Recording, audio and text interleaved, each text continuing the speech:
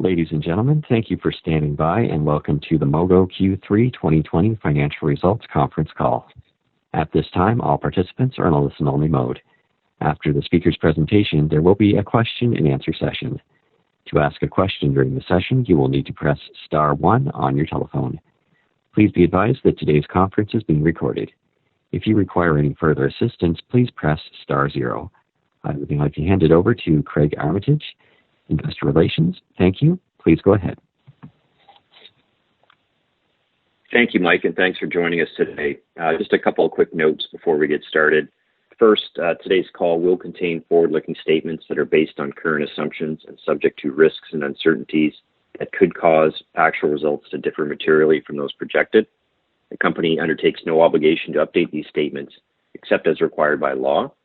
Information about these risks and uncertainties are included in our Q3 filings, as well as periodic filings with regulators in Canada and the United States, which you can find on SEDAR, EDGAR, and our website. Second, today's discussion will include adjusted financial measures, which are non-IFRS measures. These should be considered as a supplement to and not as a substitute for IFRS financial measures. Lastly, the amounts today are discussed in Canadian dollars unless otherwise indicated. And if this wasn't clear to people, we do have presentation slides available to accompany today's call. Those can be found in the Investor Relations section of the website. So with that, I'll turn the call over to Dave Feller to get us started. Thanks, Greg. Thank you, and good morning. Welcome to Mogo's third quarter 2020 results conference call. I'm joined today by Greg Feller, our President and CFO. We're pleased to report another quarter of strong results in our key profit measures, including positive net income of $1 million and a 346% increase in adjusted EBITDA. These results reflect the success of our efforts to quickly adapt to an uncertain environment this year and really shine a light on the fundamental health, resilience, and profitability of our business. In a world where many fintechs have unproven business models and no path to profitability, we have shown we do. I would also like to call out the team at Mogo for the great work in 2020. It's certainly been a challenging year in many ways, and the team has done a great job during these difficult times. And because of all their hard work, we feel good about how the business is positioned heading into 2021. The adoption of digital banking, digital wallets, and financial health are all powerful long-term trends that have accelerated in 2020, and Mogo is squarely positioned to benefit. We still have a lot of work to do, and the team is hyper-focused on execution of our plan, and we're pleased with the things we are seeing, including an 89% growth in members from our previous quarter and a 237% growth year-over-year in Bitcoin accounts. Given the pandemic, along with the increased pressure on consumers' finances, the shift to digital continues to be in hyperdrive. The problem of financial stress has only gotten worse. It's clear that for most people, their existing banking solution doesn't solve their problem. So what does the next generation of banking look like? We believe it looks more like a gaming app than a banking app. We see gamification as one of the keys to winning in this space, and we're focused on making Mogo not only one of the best games to play, but a game that helps you get financially healthy and achieve your important life goals like getting out of debt, buying a home, and saving for retirement. In fact, we believe this is one of the keys to solving the wealth gap in Canada. It's one thing to have a great product, and it's another thing to have an engaging experience that makes it fun. The highest form of human motivation is doing things because they're fun, not just because they're good for you. As you'll see in today's presentation, gamification is a key element of our strategy and something we are proud to be pioneers of when it comes to personal finance. As you may have seen in the broader fintech landscape, players such as Cash App in the U.S. are seeing huge growth in demand for Bitcoin. PayPal also recently announced that its customers in the U.S. will be able to buy cryptocurrencies, including Bitcoin, directly from their PayPal account. While Canada typically lags the U.S. with these trends, demand is growing here too. We are seeing it in our metrics. Mogo Bitcoin users are up 237% year over year, and in October, we're already seeing doubling from Q3 levels. What's more, we achieved this growth with little to no marketing around Bitcoin. As more and more Canadians look to participate in Bitcoin, we believe that Mogo is uniquely positioned. Unlike other crypto apps, we are only focused on Bitcoin, and we have a much broader value proposition. But perhaps most important is that we have the trust and credibility of being the only publicly traded company that offers everyday Canadians a simple and low-cost way to buy and sell Bitcoin. We believe this can be an increasingly meaningful part of our member and revenue growth, and are focused on increasing our focus on this product, including yesterday's announcement of our new Bitcoin rewards program, as well as our new Stacking Sats campaign. Stacking sats is a term used to describe the act of regularly accumulating small amounts of Bitcoin, also known as Satoshis. We believe reward programs like collecting points and Air Miles are losing relevancy, especially among millennials and Gen Z, and Bitcoin is a perfect platform for a modern rewards program. There are 100 million Satoshis in a Bitcoin, which is a great structure for a rewards program. And unlike old-school reward programs, Satoshis offer the added benefit and excitement of being something that have potential to appreciate and value. If you are a gamer, you'll know that rewards are a key part of gamification, and we will now have a way to reward members for good financial behaviors as well as rewarding them for engaging with our products. We are starting off with rewards for improving your credit score, as well as rewards for activating and funding your Bitcoin account, along with earning Bitcoin for referring friends to Mogo. This is just the beginning, and our plan is to bring this rewards program to all our products in a way that not only helps members improve their finances, but helps drive more engagement to all our products. We are excited about this new program and believe it can be a meaningful driver of engagement, monetization, and long-term retention, similar to other successful reward programs. In order to participate, members must activate their Bitcoin account and download the Mogo app. Our free credit score offering continues to resonate with members, and our new rewards program helps to make it even more engaging.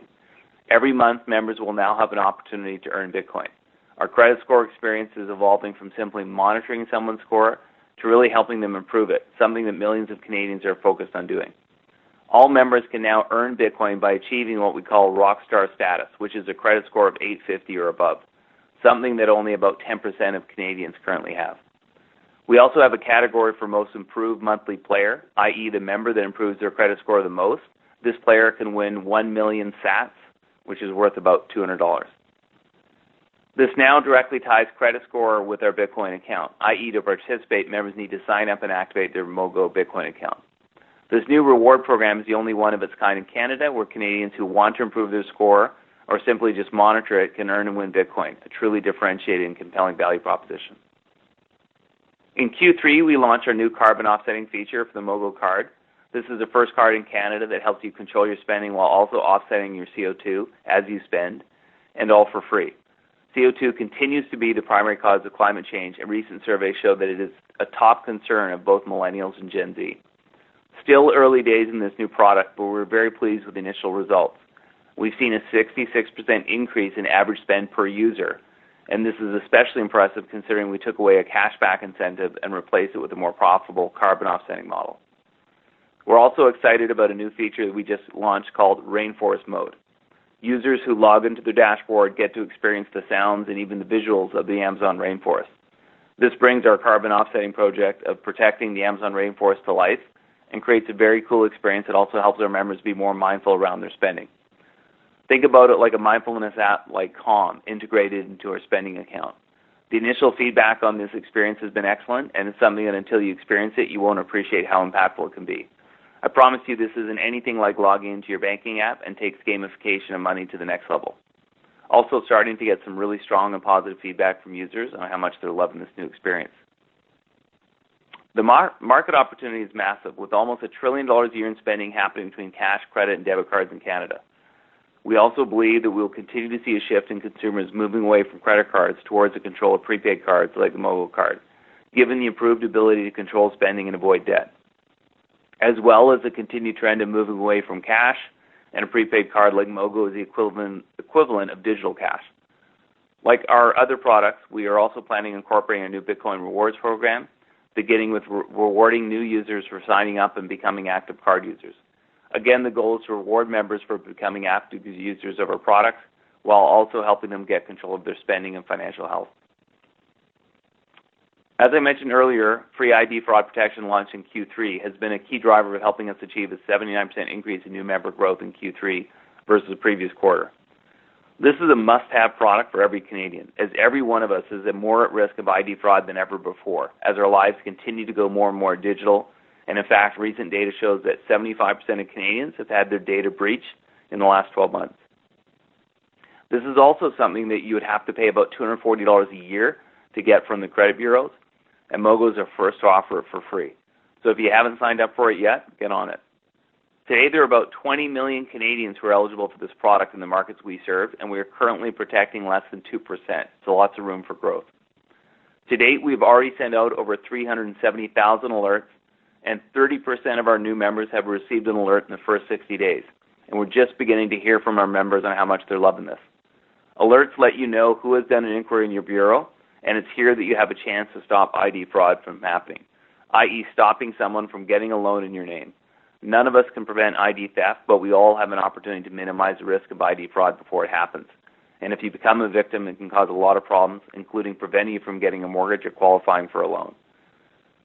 We're also excited to see that, given the nature of this product, we're actually seeing close to a 100% retention rate. Lending is what our business was initially built on, and we believe remains one of our key strategic advantages. After selling our liquid loan book, we are primarily focused on growing loans to our partners. Our goal is to ensure we have a best-in-class loan offering across the full credit spectrum and expect partnership and referral model to continue to expand. The more we grow our member base and the more engaged these members are, the more opportunities we have to convert them into loans, which have great economics. We saw a 63% increase in partner loans to Go Easy in Q3 over Q2. We're also planning on integrating our Bitcoin rewards program as another way to reward and incentivize members. This could also include earning Bitcoin for staying in good standing on their loan payments. Again, lots of opportunities to leverage this program. Another way we are monetizing members is through a partner referral program. During the quarter, we announced that we partnered with EQ Bank to promote their industry-leading savings account. Although still early days, we have seen some really strong results from our initial tests with above-average conversion rates. Although not a primary focus today, this will continue to be something we look to grow and improve on, and a great way to bring a broader offering to our ever-growing member base. As with our other products, we plan on bringing our Bitcoin rewards program to our referral products, so members can earn sats if they sign up with one of our partners. Our goal remains to curate best-in-class partners so we can offer best-in-class products to our member base. The high interest rate savings account from EQ is a good example of this, with rates that are up to 30 times higher than other banks. We also recently announced that we are working on a new P2P product that we anticipate launching in the first half of next year. Although most Canadians have access to email money transfer, the experience has a lot of friction and lacks many of the convenient features that the leading P2P solutions have in the U.S. market. We believe there's a big opportunity to bring this type of solution to the Canadian market and think that we are well positioned to do it. The roadmap for this product incorporates a lot more than just a P2P solution. There are many significant enhancements that are part of this plan and will dramatically improve the convenience of the Mogo app to our members and make accessing our other products a lot easier. This feature will also enable our card customers to do things like split the bill, so they can pay and have their friends easily pay them back. Lots of excitement internally for this new product, and we're working hard to bring it to life. We'll continue to keep you updated on as we move along. Perhaps the single biggest challenge for a startup in our space is customer acquisition. The reality is banks spend hundreds and even over $1,000 to acquire a customer. But given the long-term lifetime value, this still produces a positive ROI. We believe we have an advantage compared to many of our peers that enable us to have a relatively low customer acquisition cost. Our unique value proposition, including free credit score and now free ID fraud protection, along with our Mogo card and Bitcoin account, helps us acquire customers at a fraction of the cost of what banks pay. This is also helped by our unique partnership with Post Media that gives us over $30 million a year in marketing spend. This helps give a halo effect to all our other marketing channels, which ultimately results in low customer acquisition costs. Improving our marketing performance continues to be a major focus of ours, and we have many initiatives helping us achieve this. We are also about to kick off a new influencer campaign where they will begin promoting the Mogo app and various products. Obviously, influencer marketing is increasingly becoming important, as many of the younger generation are making decisions based on the people they follow. Our business model continues to be driven by a formula that helps drive low-cost customer acquisition and engagement, combined with multiple ways to monetize. Our team is hyper-focused on executing this strategy, including a product roadmap that is designed to continue to increase the utility of the Mogo app for our members, helping them improve their financial health while also driving revenue and profitability growth. With that, I'll ask Greg to cover the financials in more detail. Greg? Thanks, Dave, and good morning. Building on the strong Q2 results, we reported another excellent quarter across all our key financial metrics that once again highlight the underlying profitability and cash generation capability of our financial model. In addition, we also reported very strong growth in net member additions as well as Bitcoin account growth, which we believe is just at the beginning of the growth opportunities in two areas. We also outperformed our guidance on revenue and adjusted EBITDA in the quarter. Specifically, revenue for the quarter of $9.8 million was above our guidance of $9.5 to $9.7 million. Adjusted EBITDA of $4.8 million was above our guidance of $3.8 to $4.2 million and represented a record 49% margin, the second quarter in a row at this level. This increase is primarily attributable to record gross margins of 93%, as well as a second quarter of significantly lower growth-related operating expenses. Another highlight this quarter was positive net income of $1 million. Cash flow was also very strong, with positive cash flow from operations net of investing of $4.4 million, which was at the high end of our guidance. Cash increased by $2.4 million in the quarter, ending with approximately $10 million in cash, which was after paying an additional $2 million on our credit facility. Total cash and investment portfolio ended the quarter at $26 million. As we look ahead, these metrics give us strong confidence in our plan to dial back of our growth investments to support accelerating revenue growth in 21. As Dave mentioned, our model starts with a low-cost member acquisition strategy. With the new products and product enhancements, we saw an acceleration in new member additions in Q3, which were up 89%. And we ended the quarter with well over 1 million members. We expect to continue to drive strong member growth, and we're turning our attention to increased engagement. Revenue for the quarter of $9.8 million, as I said, was ahead of our guidance. While core revenue was down year over year due to proactive measures that we took for COVID, as we look ahead, we see an acceleration of top-of-the-funnel activities with accelerating member growth and believe one of the best monetization models of any consumer fintech globally. Specifically, we currently have 8 distinct ways to monetize our member base, and we are just getting started. We plan to continue to expand our monetization model in 2021 and beyond. The underlying profitability of our business was again clearly highlighted in Q3 with record gross margins and adjusted EBITDA. Gross margins climbed to more than 93% in the quarter from 67% in Q3 last year. Adjusted EBITDA of $4.8 million was up from $1.1 million last year, and EBITDA margin was almost 50% in the quarter. In the last 2 quarters alone, we have generated approximately $10 million of adjusted EBITDA, clearly showcasing the underlying profitability of our model even at current levels of scale.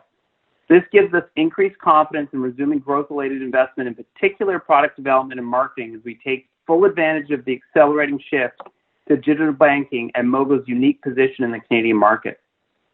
Although COVID forced us, along with a lot of others, to make changes in our investment plans in 2020, one important benefit of this was showcasing to the market both the resiliency of our model as well as the ability to adjust our growth levers to generate meaningful cash flow and profitability. Q3, as with Q2, clearly demonstrates this with us generating $4.3 million of cash from operations net of investing. Perhaps more impressive was the $3.3 million of cash flow generated from operations, excluding cash generated from loans, which was up 74% from Q2 levels. In addition to a leaner cost structure, our actions in 2020 have substantially improved the balance sheet as well. The main balance sheet highlights for 2020 were the sale of our liquid loan book, reducing our credit exposure by approximately $32 million, and reducing our credit facilities outstanding to $37 million, down from $77 million at year-end. We extended the remaining facility to July 2022 and reduced our interest rate significantly. We amended our $12.5 million convertible debentures and extended the maturity to 2 years to May 2022. Lastly, we amended our non-convertible debentures, including reducing the average interest rate from 13.7% to 7% and extended the maturity date. Individually, these are all meaningful steps. Together, they allow us to move forward in a significantly stronger financial position. Clearly, we've had to take decisive actions in 2020 to strengthen our financial position in an uncertain environment. However, with a favorable backdrop for fintech, including accelerating demand for digital financial health solutions, as well as leaner cost structure and improved balance sheet, and with clear proof that we can be profitable, we expect to renew our growth investment to support accelerating revenue growth in 2021 and beyond, and take full advantage of industry tailwinds. With our unique and proven platform, we believe we are extremely well positioned going forward with multiple growth drivers, including the expansion of Mogo Card, which, as Dave mentioned, is already showing signs of ramping nicely. The expansion of our referral partner strategy. We are also quite excited about the traction we are seeing in our Bitcoin account without any real marketing investment. As we roll out the rewards program, we believe this can be a material driver of new members and revenue from transaction fees. Lastly, we will introduce the P2P solution and other new products as we move through 2021. Stepping back, we thought it would be helpful to take a look at the bigger picture opportunity for Mogo over the next 3 to 5 years. With the Canadian banks generating over $100 billion of annual net income, and the move of the next generation to a digital solution with products that help them make smarter financial decisions, we believe Mogo is extremely well positioned to take full advantage of the massive market opportunity ahead of us. Specifically, over the next 3 to 5 years, we are targeting to grow our member base threefold to 3 million members, increase our average revenue per member from just under $40 today to a target of approximately $100, which we see as very achievable target given the average revenue per member of the Canadian credit union is over $1,300. Using simple math, this would make us a $300 million revenue fintech business, which would create tremendous value for our shareholders, and we believe would still be only scratching the surface of the opportunity in front of us. With that, we will open the call to questions. Operator? As a reminder, to ask a question, you will need to press *1 on your telephone. To withdraw your question, press the pound or hash key. Please stand by while we compile the Q&A roster. Your first question comes from Doug Taylor from Canaccord Genuity. Please go ahead. Yes, thanks. Good morning. Your decision to begin reinvesting more in your products, I wonder if you could help us think about how that's going to flow through financially and kind of parse it out into what you see as investment in some of the new product initiatives versus reinvesting in the loan book and the lending portfolio, which is something that you've kind of ramped down through the first part of this year. Yeah, sure. Thanks, Doug. It's Greg. So, the vast on the product development side, I would say the close to 100% of the incremental investment we're planning to make there is going to be really related around new products, not around our loan product, but around P2P. Obviously, is a big initiative for us. Continuing to enhance and expand the features related to the Mogo card, as well as the Bitcoin account, and potentially additional new products. So really, any incremental spend above where we are there on technology and development is very much going to be around expanding our non-loan related products as well as investing in new products. So is it fair to say from that then we should expect the loan book to remain static, continue to gradually, at least in terms of loans on your own balance sheet, continue to contract a little bit, or what should we make the expectations for that business? Yeah, we think the loan book is going to stay relatively static. It's not going to be a drag on our revenue going forward into 2021. But really on the loan side, as you know, our focus on the loan side is really through our partner lending programs and our referral programs for growth versus on balance sheet. Okay, so do you expect then the investment, can you help us quantify what you'd say is the level that you're expecting to reinvest, and is that should just come through in R&D or marketing? Yeah, it's going to come through in R&D. I mean, if you kind of look at levels that we were at in Q1 on the technology and development side, I think it would be reasonable to think that we're going to get back to those kind of levels. Okay. There's certainly Bitcoin strength, and some of the development and new features that you put into your Bitcoin product is featured pretty prominently in both your release today and some of your recent product announcements. Can you help us understand, to what degree those are contributing financially to your performance here? Yeah. So, look, Bitcoin is still very early days for us. I mean, as you know, we were really one of the pioneers in Bitcoin in Canada, launched the account almost 2.5 years ago. But, shortly after launching the account, obviously, Bitcoin, had a very quick retraction and sort of fell out of favor with a lot of investors. But, we've seen over the last, year or so that credibility building. And with, not just Square in the U.S., but now PayPal coming into space in a massive way, and increasingly more and more of really some of the leading money managers around the world, talking about Bitcoin as the digital gold or 2.0. We believe in the long term.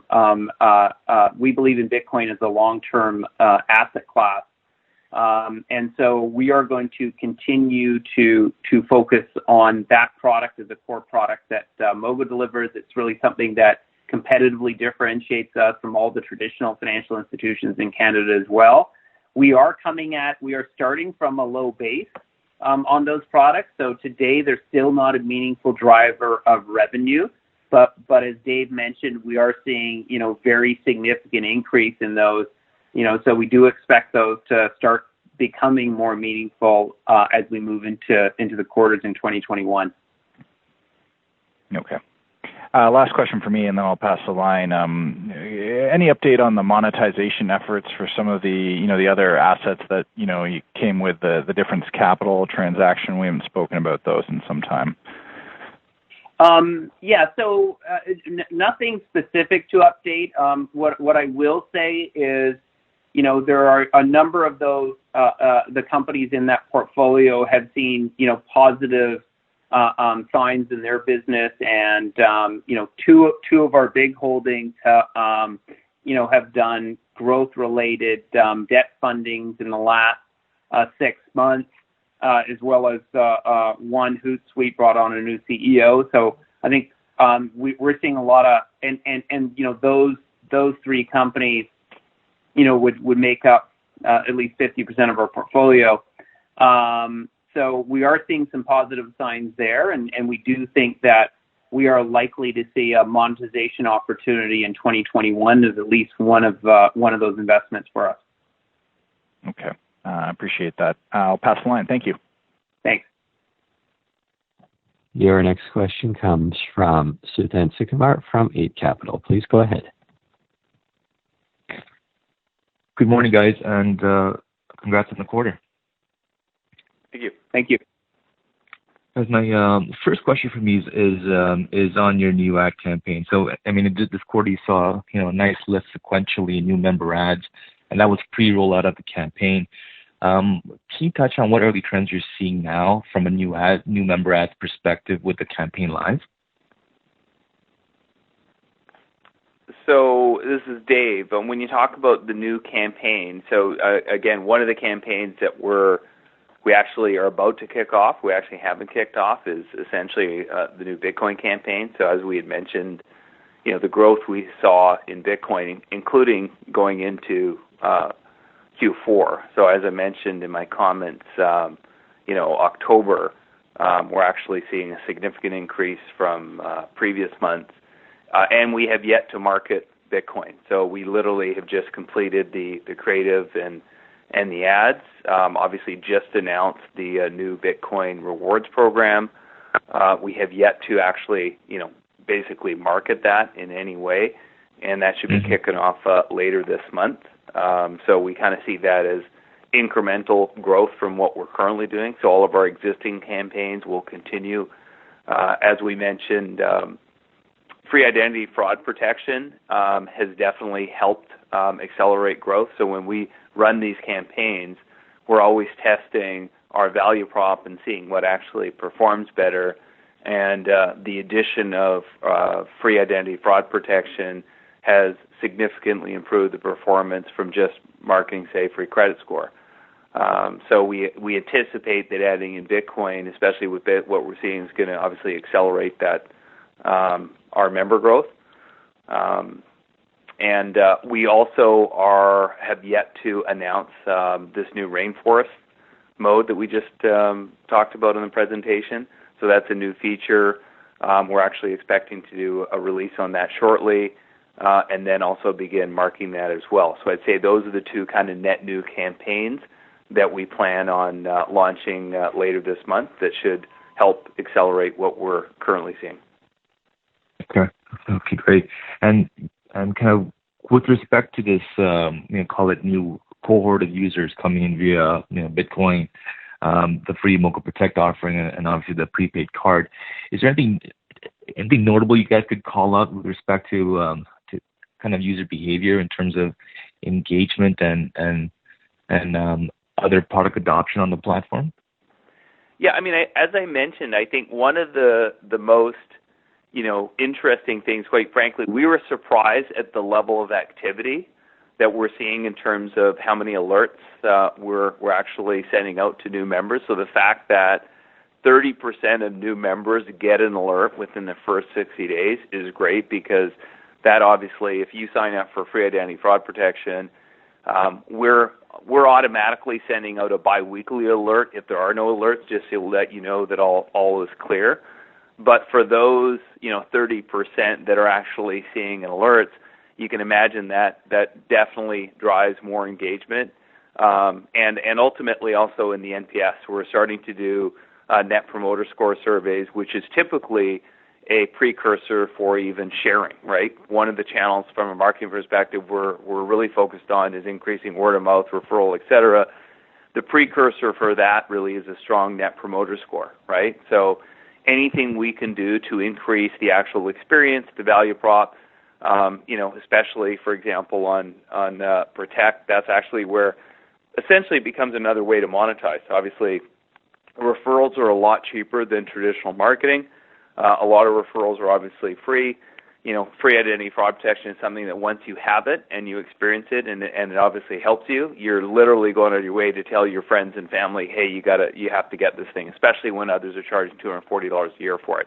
So we're starting to see some of that. What we're also seeing, for example, in our card program is some really interesting data in terms of seeing what card customers turn into higher value card customers. Obviously, still kind of early days there in terms of gathering this data, and we're obviously looking at cohorts.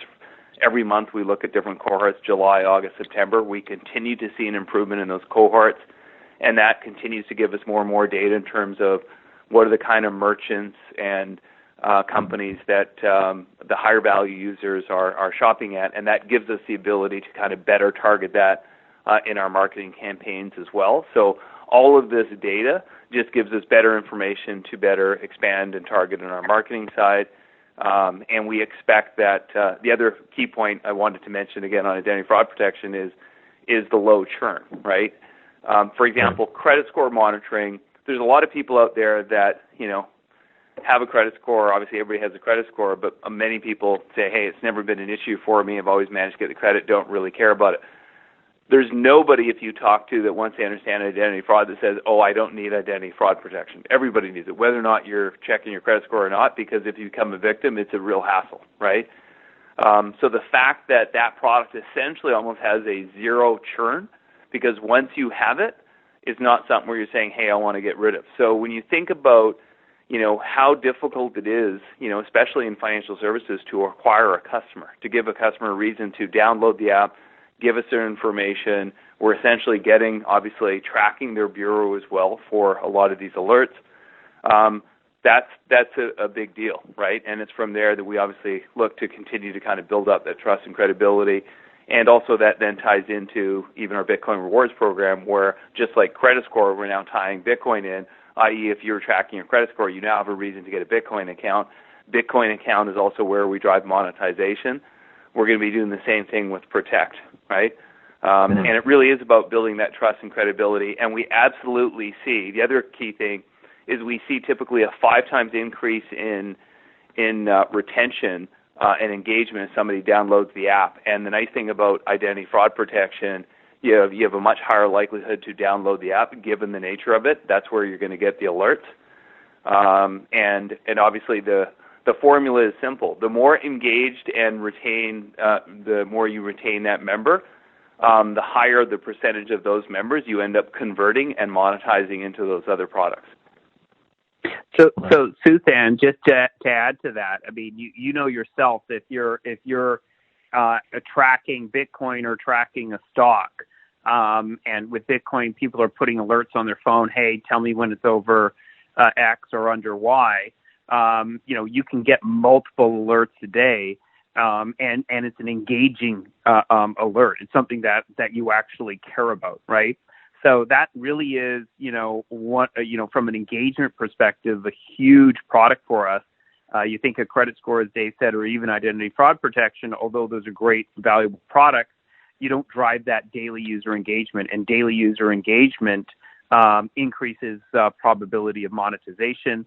Obviously, we've seen players like Square with a pretty similar value proposition in a lot of ways to the Mogo app in the U.S. Leverage Bitcoin into driving, more users and user engagement and monetization across the other products, and we believe we've got a similar opportunity. Okay, great. No, that's helpful. Want to touch on your growth investments next. Looking into fiscal 21, and you touched on this a little earlier with Doug with respect to your thoughts around the investment in the technology side of the business. But what are your priorities in terms of investment areas, maybe outside of tech, and more broadly, how should we think about the impact to your OPEX and EBITDA margins going forward? So I guess a couple of things. As you're well aware, if you look at really kind of the leading public fintechs out there, a number of them, the majority of them actually are not even EBITDA positive, or if they are, they're marginally EBITDA positive.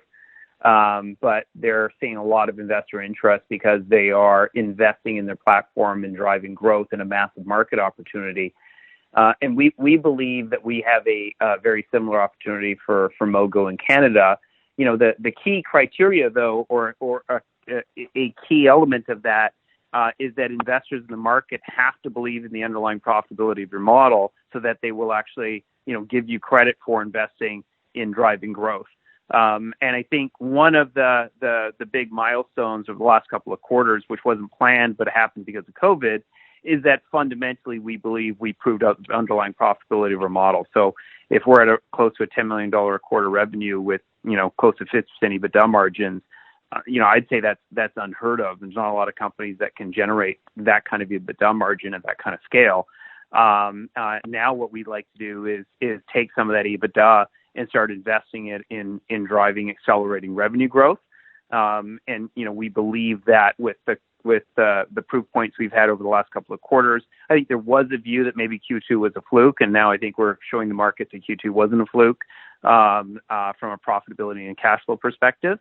But we believe that's going to give us the credibility to start investing more into taking advantage of the massive opportunity. As I mentioned, the banks in Canada make $100 billion of pre-tax profit. So, that's just a massive pie, and we obviously are a very small, piece of that today.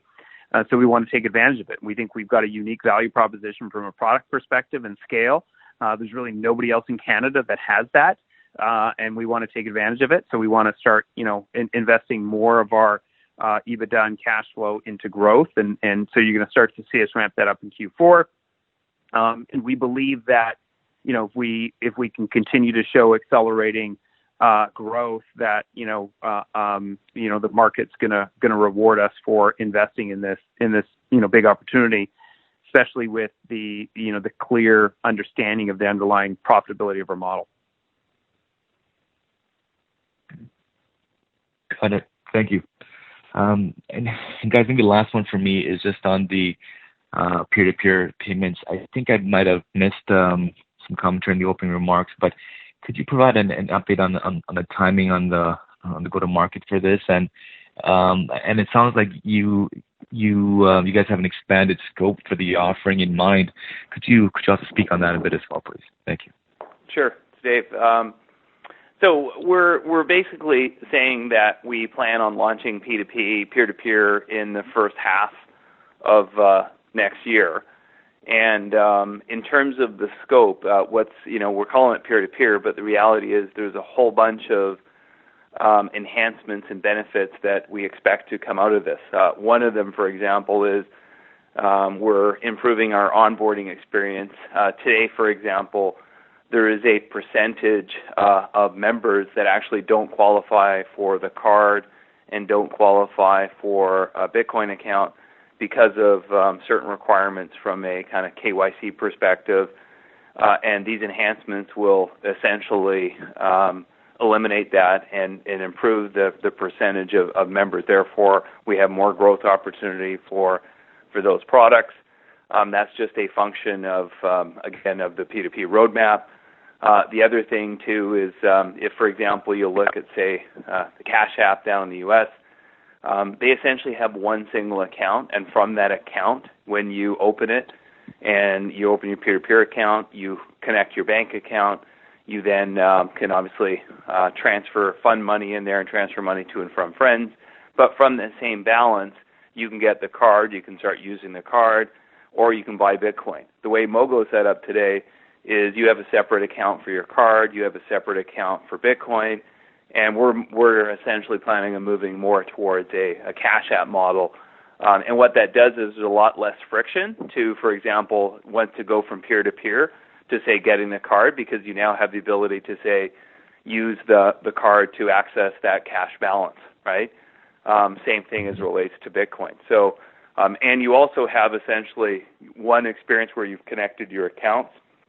You're not connecting your, transferring money to your Bitcoin account, then separately having to connect your card and transfer money there. So it's more of a one account experience. So a lot of, improved lower friction that ultimately, drives more engagement and cross-selling into your other products. So those are some of the bigger pieces in that roadmap that we're focused on actually launching first. So some of those will start happening in Q1, and quite frankly, we think those will have a meaningful impact on the business, right? Even well before actual peer-to-peer itself launches. Right, got it. Thank you, guys. That was helpful. Pass line. Thanks, Suzanne. Thanks. Your next question comes from the line of Bill Zhang from Raymond James. Please go ahead. Hey, guys. So looking at your member additions, so pre-pandemic, you were doing 17, 20,000 member additions per month, and then Q2 was your low point, and then Q3, you've almost doubled that rate. Should we expect this to be an inflection, given, you're ramping up loans again? And should we expect a return to pre-pandemic levels in Q4?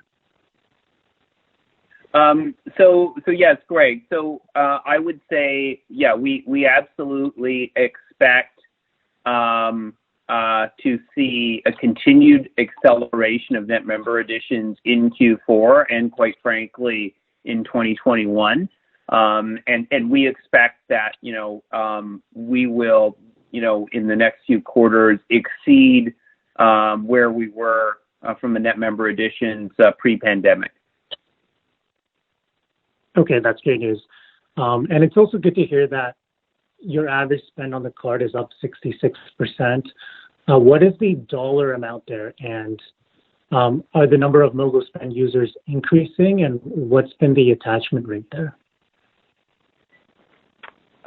So it's Dave. So yeah, we're continuing to see obviously a steady increase in monthly active card users, and quite frankly, the actual the fact that the average spend per user, even when you have new users coming on, has been up that much is very encouraging. Obviously, you also get customers that are signing up and give it a try and just load a little bit of money on it and don't turn it into active. So that can actually bring your spend down before, essentially you get a mature enough member base. So the fact that we're actually seeing that level of growth even initially is very encouraging. The other thing that I'd say, if you dig deeper too, we have, one of the things we also launched we talked about was Visa Direct. Then Visa Direct essentially enables customers that essentially have a Visa debit card. So typically TD, CIBC, Scotia, their main debit card is Visa enabled. Tangerine just launched theirs. It used to be Interact only. Tangerine is Visa enabled as well. ATB is launching theirs. So increasingly you're starting to see more and more of this in the market. And what we're seeing there is the benefit there is that you can easily link your bank account to your Mogo account, and you can also set up automated transfers, right? So that's almost getting very similar to doing a direct deposit. And typically in this space, the spend that we're seeing on our good customers within that segment is actually in line with typically what you would see if you had direct deposit. And direct deposit, again, would be if you had your paycheck directly deposited onto the Mogo card. And that's actually what we had hoped to see. And we're also seeing an even higher spend, obviously, with those that actually set up a reoccurring, right, automated transfer, whether it's weekly, biweekly, whatever.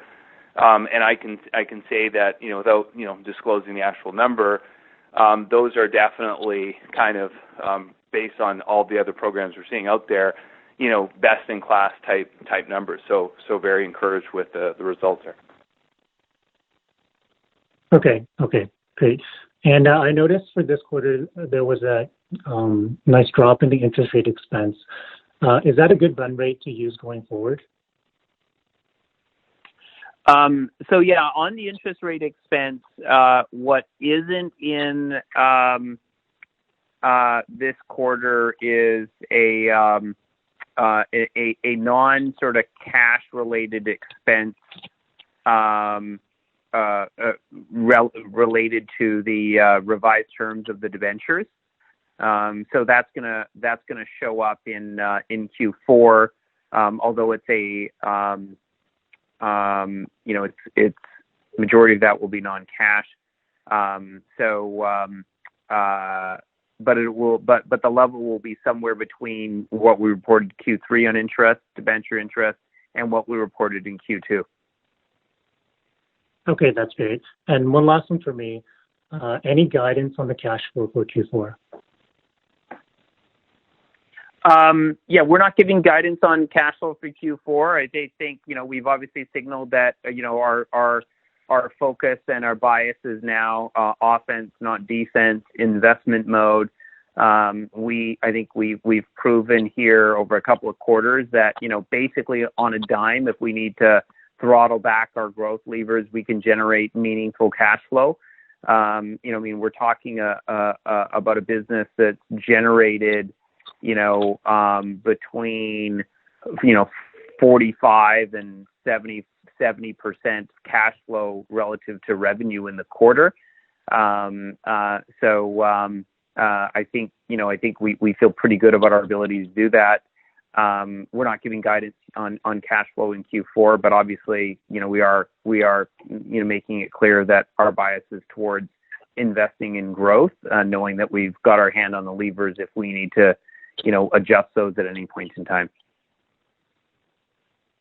Okay. Yeah, no, that sounds good. That's all for me today. Great. Thank you. Your next question comes from the line of Stephen Lee from Raymond James. Please go ahead. Hey, guys. I may have missed it, but Bitcoin accounts up 237%. What is the actual number of Bitcoin accounts? I mean, is it 10,000 plus? Yeah, it's well over 10,000. Yeah. 100,000? It's just under the 100,000 mark, but well over the 10,000. Okay, perfect. And does that mean they have just accepted the $5 promotion, or have they actually traded more than the $5? Well, some, obviously, depending on the status, have just activated it and accepted the $5. But what we're actually seeing is on the funding side, which obviously is the precursor for trading, is actually an even greater acceleration on the funding side as well. So ultimately, there is a corresponding increase in actually trading and therefore trading revenue. Okay, that helps. Thank you. And that was our last question at this time. I will turn the call back over to the presenters. Okay. Well, thanks again for following us on our Q3 update. We look forward to updating you following Q4. Thank you. Ladies and gentlemen, this concludes today's conference call. Thank you for participating. You may now disconnect.